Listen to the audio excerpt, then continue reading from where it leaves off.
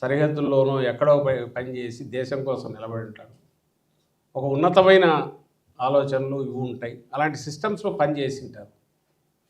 So సహజంగానే మన పార్టీకి, వైఎస్ఆర్ కాంగ్రెస్ పార్టీకి, జగన్మోహన్ రెడ్డి గారికి ప్రత్యేకంగా ఆయన ఆలోచనలో అత్యంత ప్రధానమైనది వచ్చి రాజకీయం అనేది సపరేట్, అదేదో వేరే ఇది కాదు, అది ప్రజలకు సంబంధించింది. ప్రజలకు సంబంధించిన వాళ్ళ సంక్షేమం కానీ, వాళ్ళ అభివృద్ధి కానీ, వాళ్ళ అభ్యుదయం కానీ ఇవన్నిటితో ముడిపడి ఉంటేనే ఆ రాజకీయం చేయాలి. రాజకీయ పార్టీ ప్రధాన లక్షణం అది ఉండాలి అని బలంగా నమ్మే వ్యక్తి జగన్మోహన్ రెడ్డి గారు. కాబట్టి దానికి దోహదం చేసే ఎలాంటి సమూహాలు, గ్రూపులున్నా, వ్యక్తులున్నా, నాయకత్వ లక్షణాల వలన వాళ్ళను ప్రోత్సహించడం, వాళ్ళందరినీ ఒక దగ్గర చేర్చడం, అది మనకు అవసరం. ఇలాంటి ఆలోచనలు ఉండేవాళ్ళం. ఎంప్లాయ్మెంట్గా కావచ్చు, యూత్కు ఒక మంచి దారిలో నడిపేది కావచ్చు, వాళ్ళ భవిష్యత్తుకు మంచి బాట వేసేది కావచ్చు, అలాంటి సర్వీసు, డిఫెన్స్ సర్వీసెస్.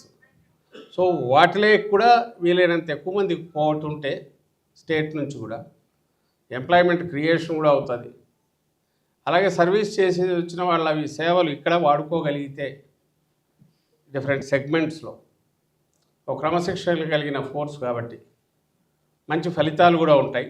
సైనికులుగా అదే డిఫెన్స్ ఫోర్సెస్లో పనిచేసిన వాళ్ళు తిరిగి వచ్చాక అసలు ముందు వాళ్ళని గుర్తించడము, వాళ్ళకు సంబంధించిన అవసరాలు ఏవి అనేది గుర్తించడం, అందులో ఏవేవి చేయగలరో వాటిని ఫుల్ఫిల్ చేయడం, అలాగే వాళ్ళ సేవలు, సర్వీసెస్ పూర్తి వాడుకోగలగడం, ఒకటి పార్టీ పరంగా కానీ, జనంలో పోవడానికి కానీ, అలాగే వాళ్ళల్లో నాయకత్వ లక్షణాలు ఉంటే వాళ్ళను ప్రధాన పొలిటికల్ దాంట్లో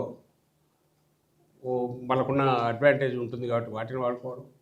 అలాగే మనకు మనం కింది వరకు ఉన్న మాజీ సైనిక విభాగంలోకి మ్యాక్సిమం నంబర్ ఆఫ్ వీళ్ళని తీసుకురాగడం.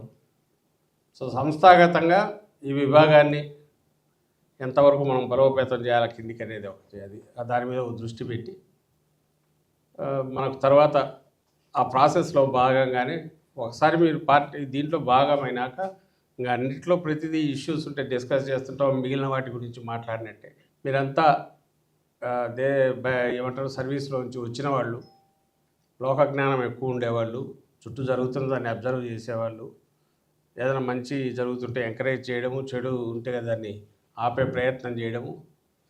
ఇప్పుడు అన్నిటికంటే ఎక్కువగా బాగా పాపులర్ అయ్యి ప్రజల్లోకి పోగలిగి ఆలోచింపజేసేదిగా ఉన్న డిజిటల్ మీడియా ఏదైతే ఉందో దాన్ని పూర్తిగా వాడుకోగలగడం. మీకున్న ఎక్స్పోజర్ మిగిలిన వాళ్ళకు ఉండదు. అన్ని కల్చర్స్ చూసింటారు, అన్ని చోట్ల ఇది వచ్చారు. మన అవసరాలు స్టేట్ ఇంకా బాగుండాలంటే ఏం చేయాలి, వీటి దగ్గర నుంచి ఇప్పుడున్న దుర్మార్గ ప్రభుత్వం పేరుతో ఇప్పుడున్న దుర్మార్గ అరాచక ముఠా సాగిస్తున్న వీటిని ఎక్కడెక్కడ ఎండగట్టడానికి ఒక మంచి ఆయుధంగా ఉన్న ఈ సోషల్ మీడియా ప్లాట్ఫామ్స్, వాటిని పూర్తిగా వాడుకోగలగడం, మీకున్న ఎక్స్పీరియన్స్, ఎక్స్పోజర్ దానికి ఉపయోగించడం, వీటిలో కూడా సర్వీసెస్ అవసరం ఉన్నాయి. మాజీ సైనికులుగా మన సంక్షేమం గురించి ఆలోచించడమే కాకుండా రాష్ట్రానికి కూడా మంచిది, రాష్ట్ర భవిష్యత్తుకు మంచిది, అండ్ అన్ని వర్గాల ప్రజలకు మంచిది అని నమ్మే వాళ్ళు ఎంతమంది ఉంటే వాళ్ళందరినీ, ఆల్రెడీ వాళ్ళ పార్టీలో ఉండొచ్చు, ఇప్పుడు కొత్తగా మనం తీసుకొని రావచ్చు, వాళ్ళందరినీ ఈ విభాగం, ఈ చట్రం కిందికి తీసుకొస్తే మన ఇష్యూస్ డీల్ చేయడానికి కుదురుతుంది. రెండవది మన ఫ్యూచర్ దీని గురించి ప్లాన్ చేయడానికి కుదురుతుంది.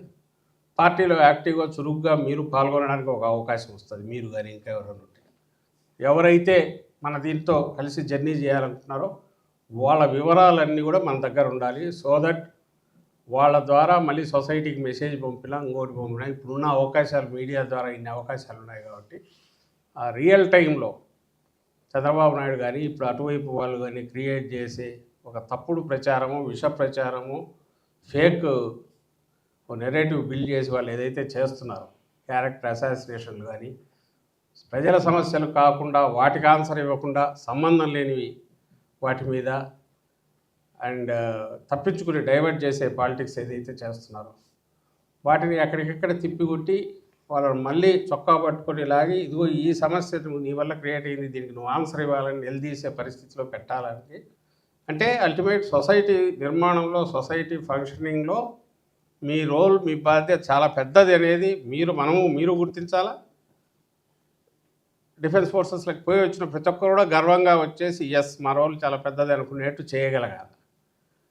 దానికి అవసరమైన రకంగా మన ఆలోచనలు మనం రూపకల్పన చేసి ప్రతిపాదించి జగన్మోహన్ రెడ్డి గారి ముందు పెట్టి ఆమోదింపజేసి దీనికి సంబంధించిన విధానాల్లో కూడా అది ఖచ్చితంగా రిఫ్లెక్ట్ అయ్యేట్టు చేద్దాం.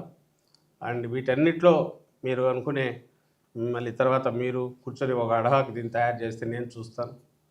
ఆ కమిటీ దాంట్లో కూడా చిన్న చిన్న కమిటీలు ఒకటి ఫామ్ చేసి నాట్ ఓన్లీ ఒకటి బ్రాడ్ ఒక కమిటీ వేసి నేను అన్నట్టు సోషల్ మీడియాకు ఒక committee and new policy study group ఏదన్నా ఒకటి పెట్టడం. సో మీరు కూడా ఫ్యూచర్లో పార్టిసిపేట్ చేయడానికి అందుకు అవకాశం ఉంటుంది నేను అనుకుంటాను. మళ్ళీ మనం ఒక 2-3 నెలల తర్వాత ఒకసారి రివ్యూ చేసుకుందాం. అప్పటికి పూర్తిగా మనం అనుకున్నది అయిపోతే జగన్మోహన్ రెడ్డి గారే మీ దీన్ని అడ్రస్ చేసేటట్టు ఈ సమావేశం ఆయనతోనే ఏర్పాటు చేసే ప్రయత్నం చేస్తాను. I wish you all the best.